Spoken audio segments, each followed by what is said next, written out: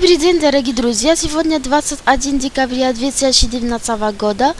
Мы представим вам прогноз по евро-доллар от компании MBCFX.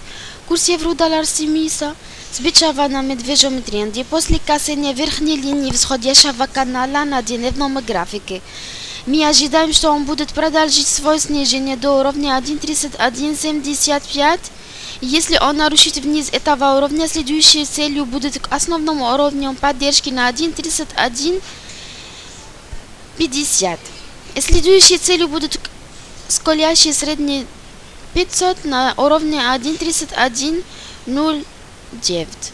Мы также обращаем внимание наших уважаемых клиентов на мониторинге основных уровней поддержки на 1.3285. И мы рекомендуем вам вывести стоп-лосс на этом уровне. Вот все хотела сказать на сегодня. Для подробной информации, пожалуйста, смотрите наш сайт www.mbcfx.com. Желаем вам прибыльных торгов на рынке Форекс. Огромное спасибо за внимание. До свидания.